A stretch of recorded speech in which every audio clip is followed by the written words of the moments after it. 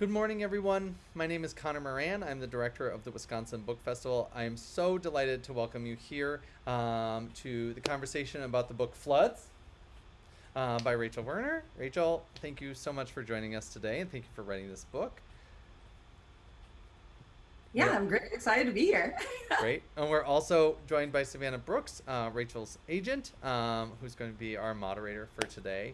Thank you so much, Savannah, for joining us from Minneapolis. Yeah, thanks for asking me. This is great. Awesome. I do want to just mention the Wisconsin Book Festival does standalone events all throughout the year. We have another children's and young adult event coming up next week, and that is Pat Zeitlau Miller and E.E. Charlton Trujillo for their book Lupe Lopez Rockstar Rules. And then the following week we have Andrea Mosqueda for her young adult book, Just Your Local Bisexual Disaster. So if you are interested in these topics, or if you know someone who might be interested in these topics, those are both virtual events, and we're giving away books for those as well. So please attend those. I do also love to mention today, anyone who's viewing can sign up and get a free copy of Floods sent to them. Please do this. Don't worry about it. We love to provide free books and put books in the hands of readers. So if there's a child in your life, or just somebody who really loves floods or science, please sign up for a book. You can do so by clicking the green button at the bottom of your screen. You just enter your name and your address, and we will send a book out to you right after this event. Okay, I think that's most of my housekeeping. Rachel, thank you so much for joining us. For those of you who don't know, Rachel, which I can't actually imagine, Rachel intersects with so many parts of my daily life here in Madison, so I assume that that's how it is for everyone. But I will say Rachel is a teaching artist for Hugo House, the Loft Literary Center, and Lighthouse Writers Workshop, in addition to being the founder of the Little Book Project Wisconsin. Her literary writing and craft essays have been featured in Off Menu Press, Digging Through the Fat, and Voyage YA Literary Journal, and her debut science book for kids, Floods, is one of the titles in Capstone's new Wild Earth series. I can't wait to hear more. She also regularly contributes to The Kitchen, The Spruce Eats, Mother Untitled, and Fabulous Wisconsin. Rachel is out here in Madison, and so if you don't see Rachel, you need to really reconsider what you're doing, because she does very cool things. She's a very vibrant part of the Madison community. I also want to welcome Savannah. Savannah is, as I mentioned, Rachel's literary agent. She joined the Jennifer DeChara team in 2018 as associate literary agent after interning for a year and a half. She represents the widest gamut of children's literature: picture books, chapter books, middle grade, young adult, fiction, nonfiction. She also does a little adult and contemporary commercial fiction, rom-coms, mysteries, thrillers, and horror. So, I'm sure your to-be-read stack is wide-ranging, a lot of different trim sizes, and you never know what you're going to pick up. Savannah is going to be our moderator today. I'm going to disappear. Rachel and Savannah, thank you so much for this conversation, and I'll see you at the end. Great. Thank you, Connor. Connor. All right. Well, as is probably typical for many classrooms, I'm going to start with a little icebreaker, pun intended. So as Connor mentioned, Floods is part of Capstone's Wild Earth series, which covers a ton of different natural disasters, right? Informationally, from volcanoes to tsunamis. So Rachel, for you, besides floods, obviously, since that's what you wrote about, which natural disaster do you find most interesting?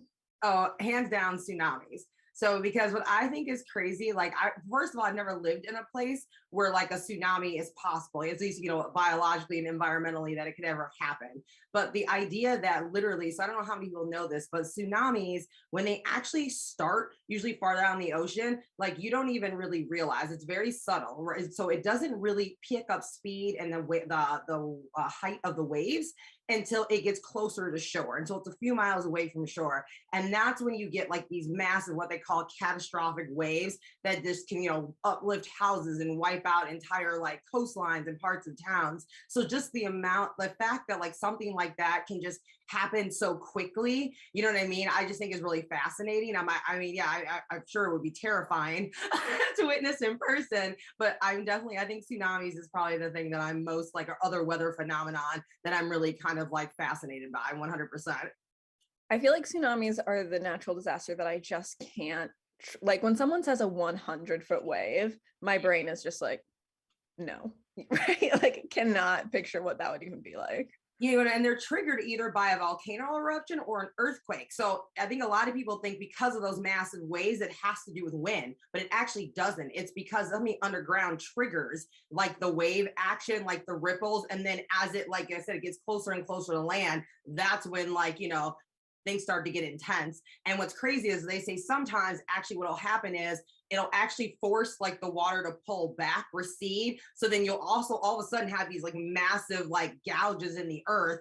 And then people, oh, this is what can be really dangerous for like people who live by that, because then people will think, oh, all of a sudden they can see all this like into the water they've never been to see before, but they don't realize literally in like 5 minutes, like you just said, 100-foot wave is coming back toward the shoreline. So that just whole like situation is just really like, I just like, I can't even fathom.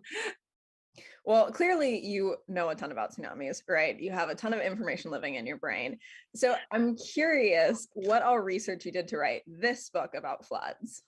Oh, so I read a lot about floods. The two things I actually had to do the most research about was like locations, like as far as, you know, because that was something that we needed to touch upon, is like to talk about where do floods happen, you know, most often, you know, where historically would have been kind of some of the most like damaging or notable floods that have occurred around the globe. And then also just kind of right now with climate change, like how is that impacting, you know, different. I mean, obviously we kind of hear that, you know, weather, the changes with everything that's going on with the temperature, global temperature increasing. And so then, you know, obviously having to research specifically how that is playing out in terms of flooding as well. Yeah, you know, I'm glad you brought up climate change because this whole series, this Wild Earth series, is primarily meant to be informational, right? But I'm curious with the research you've done and just what you see out there in the world, what we all see out there in the world, how you see this series of books fitting into that larger conversation about climate change. I think the bigger, I mean, again, I think each book in its own way, you know, part of that, what it speaks to is kind of like, okay, yes, this is what, you know, historically has been kind of documented throughout time in various places around the globe. But then also like, this is what we see happening now. This is the change in these specific weather patterns that are causing these types of phenomena to occur. And in regards to floods specifically, it's happening more often. And it also, like, I mean, one of the things I found most fascinating researching this book is that there actually a flood at this point has now occurred in every single one of the 50 states. And so that was not something I knew prior to researching the book. And so I think that's one of the great things about the series is that then the other part to that is it talks about like, what do, you know, from a safety standpoint, if you're someone who lives in one of these areas where these types of things potentially could happen, what does that look like from a safety point of view? You know, obviously, you know, with a tsunami, a flood, you know, many of these other things, not a whole lot of prevention that people can do like once it's like happening or a warning is kind of being issued. Well, what can you do to help keep yourself safe and your family safe?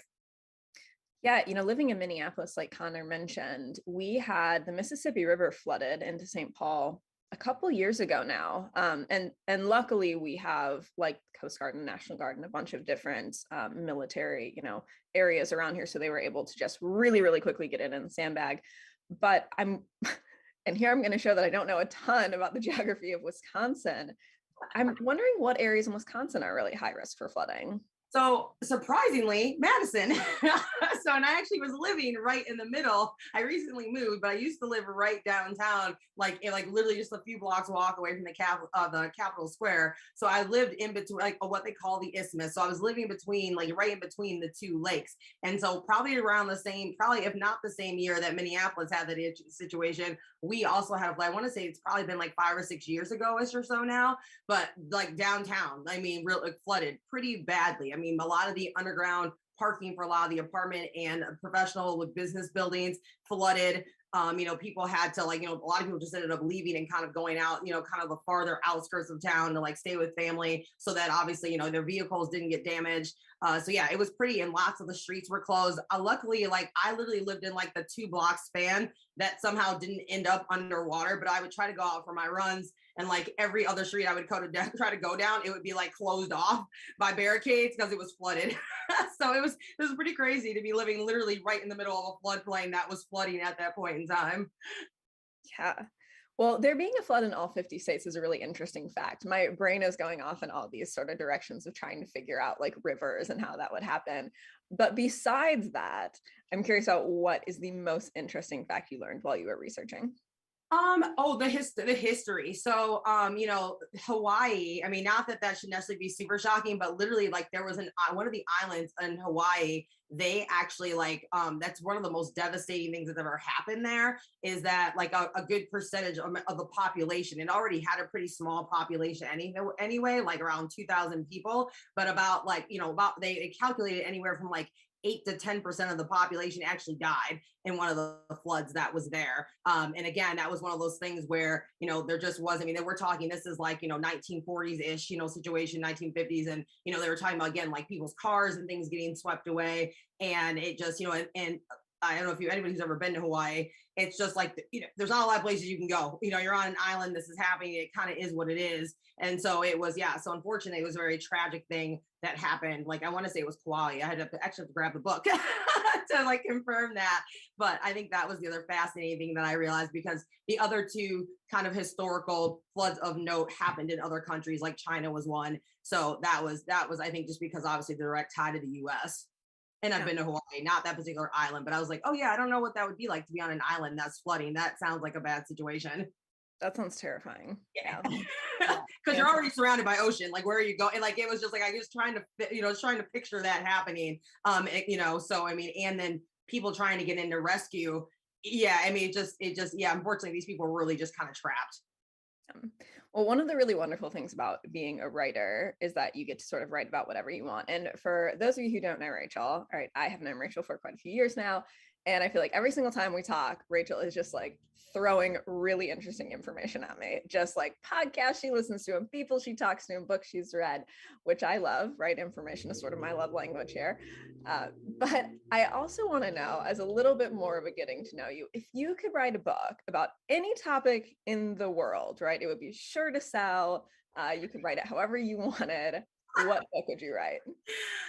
Okay, so there's a lot of ways I can answer that question, but I would say from a nonfiction standpoint, so I'm really fascinated, as you already know, by historical figures, and especially people that aren't really known or aren't really well known. And so one of the books I would love to write at some point, if I could narrow it down, or maybe I could do an anthology of different diverse aristocrats that were, from throughout time. So, there's kind of this misconnect. I feel like oftentimes, like anytime there's like, TV shows or books or things that are kind of about kings, princesses, like that whole, anything that kind of the aristocracy back in like Europe specifically, they're always featuring Caucasian people. So there's this idea that like, but that's not actually, I mean, yes, was that the majority? But there are aristocrats in like royalty that existed that were diverse individuals. One specific example that I read recently was the idea that, so I don't know, for any of the adults watching who are Bridgerton fans, that whole that whole period of time, where the where that's set in kind of like the early 18th century, because of the British colonization of India, was really kind of had been a thing for a while at that point, and was just kind of picking up speed. There were a number of what they call Indo, Anglo, like, fusion kind of aristocrats, like, kind of biracial aristocrats, and kind of like people who had titles that were people of color that looked more like me than, let's say, you, Savannah, right? So I think it would be really fascinating to kind of I would love to have a book of some sort that actually talked about one of these people in particular, a particular family, or maybe like just a whole collection, like an anthology, just because I think it's, especially for younger kids, the idea of like kings, queens, princesses can be very like fascinating, but I wish there was just more visual representation in picture books and kids books that showed, individuals, like I said, that like of different skin tones and different cultural backgrounds that also held these titles, you know what I mean? So I just think that would be really interesting. Yeah, and that representation obviously is also really important for writers. Going into the topic. And so I really want to talk about this because it's a big conversation in publishing, but also just so important to talk about, I think, early on in classrooms and for educators and for guardians to talk about with kids, is just really the importance of being able to find a book that is written by someone who, you see yourself in, right? And Rachel, I'm guessing that when you were a kid trying to find these books, that was a lot harder for you to find books written by Black women specifically, or just by people of color in general, right? And so, you've been in the publishing industry for a little while now, and I'm curious about how, if you've seen that changing, And then also if you have some insight into this more nonfiction side, you know, when you're talking about bringing books into classrooms and you're talking about being more educational, how important that is to you.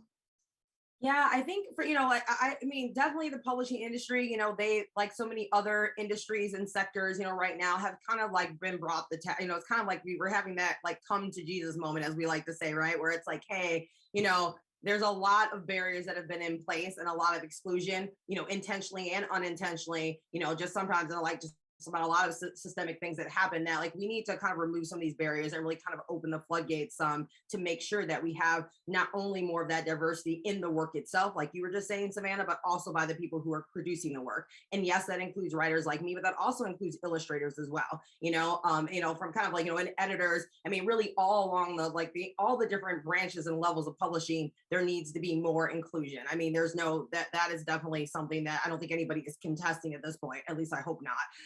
And I do think strides are being taken to try and, at least certain publishing houses, I think are really trying to making more of a concerted effort possibly than others. But I mean, is it fast enough? I would say no, just because just like you, I know plenty of writers who still, haven't been able to find representation with a literary agent or have manuscripts that are, have been picked up by publishers that are willing to even like, read a review work by, where like some publishers will look at unsolicited manuscripts, right? And there's just, the percentages of like what gets published and what doesn't by people of color or any group that I would say that's historically considered to be marginalized. Although I prefer the term global majority, because altogether we essentially represent the other global majority, whether that be including LGBTQ, folks who identify as disabled, immigrants, all of those groups need to be, there's way more stories that need to be told and should be told because kids that's real life and all of us exist and we need to see more of those stories represented. From a nonfiction standpoint, I think it's just really important to have more of a diverse group of writers, again, that are considered in that kind of nonfiction vein. For me, it's really important to be a woman of color who wrote a book about science, right? Because I still think when most people think scientists, what they picture in their head, right or wrong, is a Caucasian male, right? And so it's like, hey kids, anybody watching this, like if you like science and you're a woman or you're a person of color or disabled or whatever your community is, and if you have multiple communities, you can write about science, you can study science, you can do research, and people are already there in those spaces that look like you. You just need to see that more and know that exists. Absolutely. And so just talking a little bit more about you too, specifically, I want to know when you decided you wanted to be a writer, right? Because I do think that people have in their minds, like everyone knows that they want to be a writer right away when they're really young. And that absolutely is true for a lot of people. But also just spring flight, that's also not true for some people, right? Some people, when they're in school, when they're kids, are like, I don't really know about all this. And it doesn't really hit them until later. But for you, right, when you knew that you wanted to be a writer and what that path to being a writer looked like. Yeah, so I will definitely say I'm in the latter group you described. I definitely did not think of myself as becoming a writer or think, I always enjoyed writing in some way, shape, or form. I definitely remember with a lot of friends, siblings too, like making up stories. I've definitely had a very imaginative personality and loved to like write, stories, poetry. That was something I said that continually went through, but my interests have always been like in artistic fields. The things I was most interested in were though, and for a while I was acting, then soon it became dance, so I really was passionate about dance. And that was something I even studied for a bit and kind of went on to do a bit of for a little while. And so that was, I would say, I also loved painting and drawing, and I studied some of that, too, throughout time. So what I realized now in my adulthood is that I just really love the process of creating things. And so I feel like that's one of the things I think I love about writing too, is because it's like, oh, I just created this new thing. Here's a new story, here's a new book. And then you do that, and then I get to go and create something else, right? And so I just love that process of being a part of just making some work of art, whatever that is, whether it be a drawing, whether it be a collage, like I said, whether it be a book. So I just love the creative sphere of things. But writing specifically, I think the first time I was kind of tossed into that in some kind of like even semi-serious way is that for whatever reason, even though I had never been a part of publications or yearbook or newspaper or anything like that in high school, just because of just some things that kind of happened, like from an administrative side, they just randomly selected 5 honor English students at the end of our junior year to then take over and be editor-in-chief of our new school newspaper and our yearbook, my senior year. And I was one of the people who got chosen to be like co-editor-in-chief of our yearbook. So that was the first time I had to do anything like seriously with the writing or publishing. And of course, I knew nothing because I had never been involved in that at all. And this was like my senior year. So they actually the school paid to send us to publication camp. So I went to Carthage College for like a long weekend with my other co-editor-in-chief. And we had to go to publication camp at this college in Carthage College, for anybody who knows, is in Kenosha, Wisconsin. And at the time, I mean, I went to high school in like Northern Illinois. So that was just really intense. You know what I mean? Little did I know that would, you know, a decade and a half down the road, that would actually be kind of what happened to me professionally as well. Because then I kind of found myself, you know, starting freelance writing as I was working in the fitness industry as a side gig. And eventually one of my freelance clients was like, hey, we need like an assistant editor. Would you be open to that? You know, and then I ended up going on staff there. And then the rest is essentially history. I mean, everything kind of flip-flopped at that point. And like writing and editing and then teaching, of course, came out of that as well. Has now been like that has been my professional world, you know, really for like the last 7 years or so now.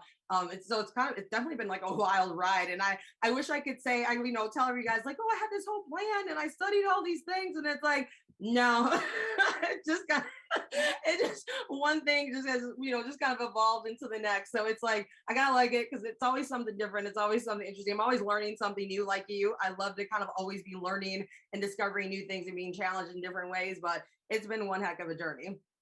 And you write fiction, nonfiction, and poetry. So you hit all three genres, and you write for adults, but obviously you also write for kids. I'd like to know a little bit more about what drew you into writing for kids. Well, as you like, you know, you mentioned too, I mean, both of us are avid readers, but we're also writers. And so writers tend to be readers. That's kind of the saying as it goes. And, you know, I've definitely been somebody who just has continued to read, you know, different forms of kid lit. You know, I would say mostly probably YA, you know, throughout the course of my life. That was one of those things that I've never really stopped reading, you know, even into adulthood amongst all the other things that I read. And then having my own daughter, you know, that kind of brought picture books back into my life and nonfiction books for a younger audience. And I just love them. I mean, there's just picture books are so gorgeous. You know, most of them, even like nonfiction books, there's just, I mean, depending on, I mean, there's so many amazing illustrators, talented folks. And just seeing how that merging of the visual and the copy can just come together. I just kind of fell in love with that genre all over again, you know? I mean, even now that my daughter, you know, she now is like, you know, like a tween. So, you know, just some of the picture books she's kept that she really likes that are hers, like, but the majority of them now are on my bookshelves. Because I'm like, you may not want them anymore, but mommy still does. And so they're in my office. I'm going to switch gears a little bit to talk more about sort of the logistical side of this project. So Floods is part of Capstone's Wild Earth series, like we said before, and that falls under intellectual property. So folks who don't know what that means, it's when an editor comes up with an idea for a book and then they reach out to a writer and ask them to write it. This is an avenue of traditional publishing that just isn't as well known, but it's a really, really great way for people to break into the industry. And I'm not going to say it's easier per se, because your turnaround times are often a lot faster, and then you have to put a book together just basically on someone else's proposal. But it can be really helpful for new writers to have that guidance, right? This is what we want you to write about, and here are some bullet points that we wanted to cover. And so for you, right, and just sort of speaking to other aspiring writers out there who are wondering how they might be able to break into the industry in a way that's a little bit faster than getting an agent, which takes a while, you know, what did that first look like when someone reached out to you to write the project? And then what does that process look like of writing intellectual property? Yeah, you know, I think, you know, one of the things that I, you know, I'm kind of blessed with because I have been writing, you know, different, you know, I would say kind of doing more journalism type writing or writing for glossy editorial now for a number of years, that, you know, I've made a different connections with, like, you know, doing book reviews with different people at different places, obviously with us teaching at the Loft as well. You know, there's just different editors and agents that you meet at different events, like writers conferences and different classes and just special events. And so, you know, there are, you know, just from professional networking for sure, you know, there are people that just have my contact information. And so essentially that's what happened, like, you know, with Capstone, you know, at some point, I think after having met or connected with someone at Capstone, I kind of just sent a general email after you first meet someone, being like, hey, you know, if you ever, like, you know, these are things I write about, if you're ever looking for a writer, like, I would be open to like having that conversation. And so, you know, that was probably like a good year or so later one person from Capstone reached out to me. It's like, hey, I know this isn't technically in your wheelhouse, but we are looking for a writer. We have this series and someone, someone to write on this particular topic. Is this something for this age group you would be interested in doing? So they then sent me, I kind of said yes, asked for more information. They gave me more information, like the timing worked out. Again, like you said, I realized that, it wasn't like where if I'm working on my own book or manuscript, that can go on like for months, a year, whatever, where they're like, okay, this is January. We need this book in hand by May, like the first week of May, right? And so it was definitely a very, very quick turnaround time. But I think as long as you have the space and the capacity to kind of meet that sort of deadline, I think, like you said, it is a great opportunity. It also gives you a sense of what it looks like to really work with an editor, because I think if you haven't had that experience in the past, like if you don't do like freelance writing for magazines or newspapers and you haven't published a book yet, you don't really know what that process of working with an editor is going to be like. So I also think that's a great way to get that experience, so that hopefully when one of your manuscripts does get picked up at some point and you have to work with an editor, you're more familiar with that process. Because I think for some people that can be really overwhelming or intimidating just because they just haven't done it before, right? Yeah, absolutely. And I liked what you talked about reaching out to editors. I think something that writers, haven't been informed about, because publishing is pretty opaque, is there are ways to be proactive, right? To kickstart your career. And, here in Minneapolis, right? So Capstone's based in Minneapolis, as is Learner, which is another really big educational publishing house. There are places that take unsolicited manuscripts, what we say, which is when an agent doesn't send a manuscript in, which is when just a writer sends a manuscript in, and that do a lot of these IP projects. And so of course there's never a guarantee of work, but it certainly never hurts to be proactive. It never hurts to reach out and to try and make those connections and to try and even just have sort of informational conversations with people. And so you started an IP, and now we together are in more of the traditional publishing world. You talked a little bit about how helpful it is just to know what it's like to work with an editor, but are there other reasons why you're just really glad that you started with IP that have helped you along the way of traditional publishing? Well, okay, part of it, I'm not gonna lie, and also the money. If obviously you're not making a lot of money, but you do get paid up front. Essentially they pay you when you sign the contract saying that you're agreeing to take it on. And then the minute you send them what they consider to be the final, I feel like you've taken care of any edits. You send them your initial draft of the manuscript. They'll get back to you if they have any requested edits or revisions. And once they kind of say, yep, we're good to go, we don't need any more work from you, they send you that next payment, which is very, very different, as you well know, Savannah. So I think that's great, and from a sense of, if that's something where you're looking to, if it'd be helpful to have that money sooner rather than later, that's definitely, a big positive. I also think it's great just to also have, one of the things I didn't know, but you told me actually, was that, also too, depending on what the IPO project is, it kind of gets your publishing reputation off from a really good, strong way, because like you said, books like Floods, when there's an academic need from them, your book sales, that initial book is going to look really good, right? Whereas for fiction projects, that's not necessarily guaranteed. So as far as being able to promote yourself as an author more down the road, or for your next project when you're still either trying to get an agent, or maybe if you're trying to connect with other either editors, for other IPO projects, or other, like you said, like a publishing company that's willing to look at an unsolicited manuscript, that's great data and analytics to have backing you up. Yeah. Well, I want to be sure that we have time for any questions if they come in, but I have to ask, I know you get asked this question all the time, but I've got to ask, what advice do you have for aspiring writers, kids, right, and adults alike? Oh, right. If you're serious about writing, you have to be writing. I tell my students this all the time. And it's a help too. You hear about writers getting writer's block or getting stuck. And I'm not saying it happens to all of us from time to time, but if you're in the habit of sitting down and writing, what I'll say is it doesn't have to be like you're sitting down and you're working on a manuscript every day, 10 to 15 minutes. That can be journaling. That can just be free lines of verse, like poetry. It can just be like a series of sentences that aren't even connected in any way, shape, or form. But what I tell people is it's really been a strength to me, because it's like, because every now and again, this will happen with a freelance client of mine, not for a book, for an article, where it's like, they just suddenly need something, within like 24 to 48 hours notice, because maybe another writer couldn't do it or something fell through at the last minute. And I tell people, I can turn copy on a dime if I have to, And so if you get in the habit of writing at least a little bit every day, you not only get better as a writer, but then like also the words will flow. Even those times you feel stuck, it's easier to get back going. Yeah. And I 100% agree with that. And the thing that I love about writing that I also tell folks who I know is that just the act of writing makes you a better writer, right? You're going to start to learn where your writing really shines. You're going to start to learn these maybe bad writing habits you fall into. I call them writing crutches, right? Words that you rely on all the time. That's sort of the beautiful thing about writing as a career or as a hobby or as, you know, a craft that you take seriously, that you really care about putting out there in the world, is the more you practice, the better you get. And listen to Savannah, because she actually kind of on the sneak, I will tell you, she does edit most of my stuff too now. So before it goes anywhere. That's what I'm here for. Yeah. All right, we have an audience question for you. Okay. For a science or nonfiction book, what does the research process look like? The research process is pretty extensive.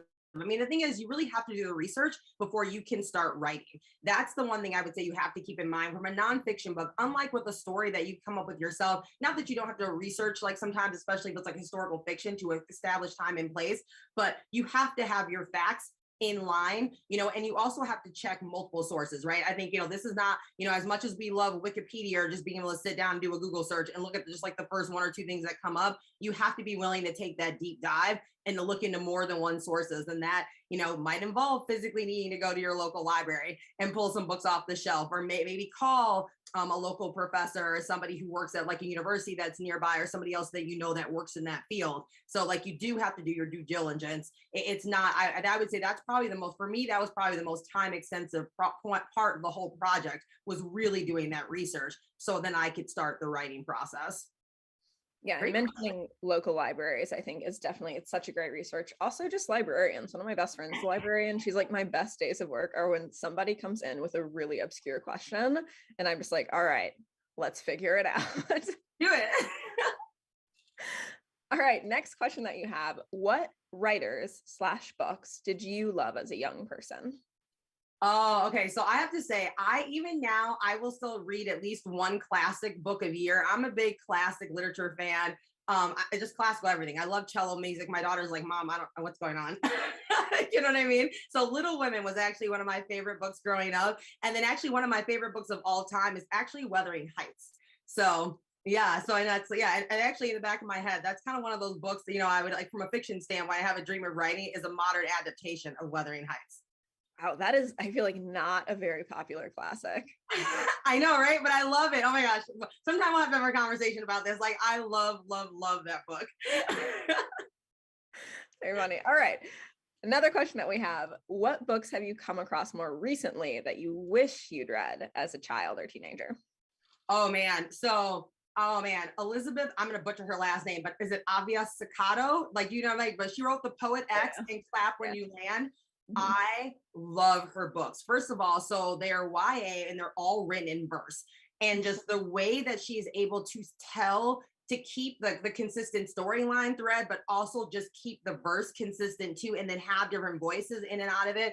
Clap When You Land, I actually just finished reading that a couple weeks ago. And what's that book is really particularly fascinating because it's told from, like, half the book is told from point of each chapter rotates between these two half sisters. So totally different voices, but still written in verse, plus telling the story. I mean, her mastery of the micro and the macro of the story, of the external and the internal story threads is just mind blowing to me. And the fact that she's doing all that in verse, like, I don't have that skill yet. I don't know if I ever will. So if I could write like that, though, that would be amazing. I love all of her writing, and I didn't notice this the first time I read Clap When You Land, and I'm not a poet, so I don't know the correct terminology for this, but one of the sisters, all of her lines are in like 2 lines of poetry. Yeah, the couplets. What? The couplets, Yeah, and then the other one yeah. are in triplets? Is that right? That doesn't seem right, but Kansas. Also, if you haven't read her book With the Fire on High, Rachel, you're going to love this. For those of you who don't know, Rachel's a huge foodie. Yes. And the book is about like a high school girl who wants to be a chef, and there's a ton of recipes in it, and it's fantastic. I haven't read that, so now that's in my to be read pile now. Oh, and yeah, one thing I realized I should have said, though, from a picture book standpoint, this wasn't a favorite book of mine when I was a kid, but Goodnight Moon is such an old classic. And I read that to my daughter all the time when she was younger. And what I loved about that is that, I mean, like, as you read the book, like every time I read it, I would notice something else in the pictures that I'd never seen before. And so that book is like, even though it's so simple, that book, it was one of those things where I was like, I understand why this is a classic now too. And so I think at one point we actually had 3 copies of that book in our house. Just in case you lose one. Yeah, I had hardcover. I had like the 2 paperbacks. It was like one was a small paperback, one was a bigger paperback. It was crazy. Okay, we have one last question, I believe, from the audience, like that takes us back to floods. So coming full circle now that we've gotten off on our own tangents. What was the most fascinating fact you came across researching floods that didn't make it into the book? Ooh, well, okay. So there's some stuff. I mean, obviously, floods is meant to be for kids, in grades K through 3rd. So there's definitely some, like, I would say more intense facts that just, from a, we don't want to scare people either. I mean, obviously, yes, this is a reality. These are things that people deal with from a day-to-day basis. I think there was definitely some things about Hurricane Katrina that unfortunately, obviously there was a lot of flooding that took place with that. And even just the continuing things that they deal with in some of those areas where people live. I think we ended up with like a picture from Louisiana, but there aren't a lot of like facts or like talk specifically about kind of, and there's, some socioeconomic and some racial things that kind of involved in that as well. So though that information did not make it into floods, but definitely super interesting. And if you ever get a chance to like do a school project about floods, there's tons of information that like specifically are surrounding Hurricane Katrina and like the Louisiana area, especially New Orleans and stuff, that I think would be really worth digging into. Yeah, it's interesting too, if kids or other folks are interested in floods and also have more of a mechanical brain, thinking about being a civil engineer and how you design things like levees and how you design things like safety systems. You spend your life keeping people safe. That's pretty cool. Not as cool as being a writer, of course. Well, that helps people right? It's holistic. Your life is a holistic. And so there's the mental and emotional that's just important as our physical safety too. So it all can work together. And who's to say you couldn't be a civil engineer and write on the side? Yeah. Maybe if you have 50 hours in a day, but that's not to say people can't do it.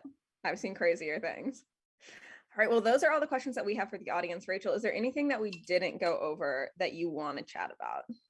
No, I'm just so glad that Wisconsin Book Festival hosted us today. And I hope that, people reach out. Savannah is really good about, connecting with folks. I am too. If you ever see me around Madison, please say hi for anybody who's watching in Madison and just keep reading. I hope, I guess the one thing I will say is that nonfiction can be super interesting, and there's so many really cool, amazing books that are nonfiction for all age ranges. And so, even for me, adult books, we talked a lot about kind of what I read in YA or other books for younger, but I actually read a ton of nonfiction adult books. It's probably like the genre I read the most for adults. So just dive in, and there's some really amazing, gorgeously illustrated nonfiction picture books as well. Yeah, absolutely lean into your weird obsessions. That's what I tell writers. Lean into it, read about it, write about it, right? Own it. Nonfiction graphic novels, too. You know what I mean? So if you're a graphic novel person, there are nonfiction graphic novels too. Well, I also just want to say thank you to Connor and to the Wisconsin Book Festival for inviting me. It's always a blast when I basically just get to goof around with my friends in informational ways. So thank you, Connor. And thank you for all the classrooms who are watching, for everyone who tuned in. Yes, thank you so much, everyone. Well, thank you so much, Savannah. What wonderful questions, and Rachel, equally wonderful answers. Thank you to everyone watching at home. I will plug again, we do want to give as many copies of this book to people who want to read it as possible. So please click the link and get a free copy of Floods by Rachel. Please do. Now that you know Rachel, you will see her wherever you go do cool things. Savannah, please come down. Rachel will take you to do all the coolest things. Oh, yeah. Please visit wisconsinbookfestival.org for more children's and YA events in the coming weeks. I really appreciate everyone being here, and I really, really loved listening to this conversation. So thank you both. It's been a pleasure.